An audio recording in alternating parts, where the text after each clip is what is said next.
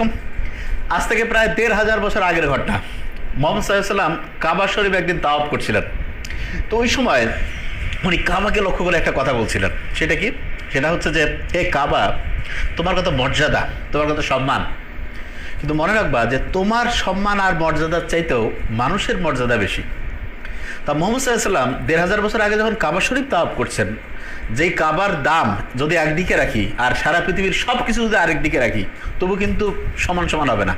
মানে এটা একেবারে আনপ্যারালাল একটা জিনিস। অথচ সেই কাবা শরীফের চাইতে বেশি মর্যাদা দিয়েছেন একজন মানুষের।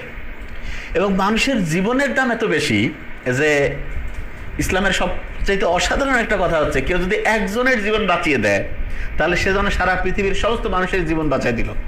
আর কেউ যদি একজনের জীবন ধ্বংস করে, কেউ যদি একজনকে অন্যায়ভাবে হত্যা করে, তাহলে সে যেন সারা পৃথিবীর সমস্ত মানুষকে হত্যা করলে যে পাপ, যে গুনাহ হবে, সেইটা তার নিজের আমলনামার মধ্যে নিয়ে নেবে। তার মানে প্রত্যেকটা মানুষের জীবন সবচেয়ে দামি।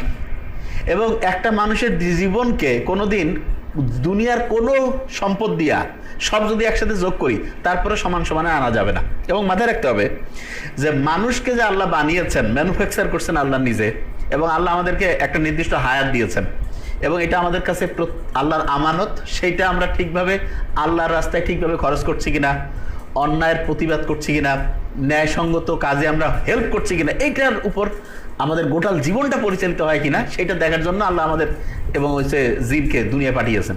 তা জিনের হিসাব তো আল্লাহ নেবে, মানুষেরও নেবে। আমরা জিনকে দেখতে পাই না, মানুষ মানুষকে দেখতেছি। মানুষের মধ্যে কেউ খুব ভালো কাজ করতেছে, কেউ অন্যায় করতেছে। এবং এখানে ইন্টারেস্টিং পয়েন্ট, অন্যায়কে যে সাপোর্ট করবে, তার মানে একটা অবৈধ কাজ, একটা খারাপ কাজ, ওইটাকে কেউ যদি সাপোর্ট করে, মোহাম্মদ সাল্লাল্লাহু আলাইহি ওয়াসাল্লাম তাকে নিজের উম্মত হিসেবে স্বীকারই করবেন না। তার মানে অন্যায় করা এটা তো একটা গুনাহ আছেই, কিন্তু অন্যায়কে যে সাপোর্ট করছে, তার মানে একটা জিনিস খারাপ, ওইটাকেও আমি সাপোর্ট করতেছি, তাহলে মোহাম্মদ সাল্লাল্লাহু আলাইহি ওয়াসাল্লাম বলতেছে যে সে আমার দলভুক্তই থাকবে না।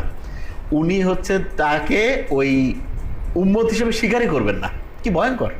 তা আমরা যে জীবনে পৃথিবীতে যে আসছি, এই সময়টা, যেই সময়টা আমরা আল্লাহ আমাদের দিয়েছেন, এই সময় আমরা আসলে সবচেয়ে গুরুত্বপূর্ণ দুইটা কাজের মধ্যে, সবচেয়ে গুরুত্বপূর্ণ দুইটা কাজের মধ্যে একটা হচ্ছে অন্যায় এবং ন্যায়। এই দুইটার মধ্যে পার্থক্য করে ন্যায়সঙ্গত কাজে সাপোর্ট করা এবং অন্যায়ের বিরোধিতা করা, এটা ১ নম্বর। আর ২ নম্বর হচ্ছে যেটাকে আমি বলবো সবসময়, যে হালাল রুজি, হালাল উপার্জন।